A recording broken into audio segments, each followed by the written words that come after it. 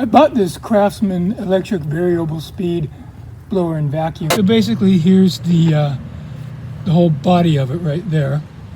And this part here is the leaf blower attachment. You put that on like that, and now you go blow, a wide range of leaves.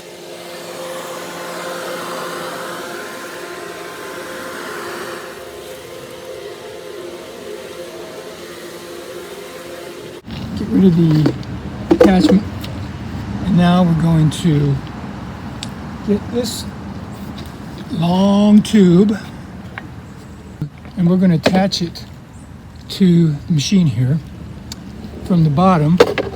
We're just going to open it up like so, and the tube is going to attach here, and it's going to suction up into here, which is going to blow it out this end, and out that end we have this bag that attaches like so.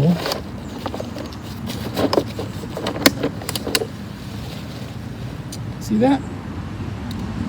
And this is how it's set up in the vacuum mode.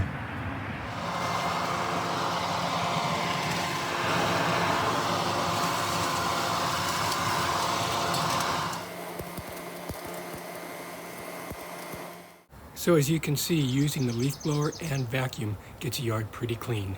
Thank you for watching.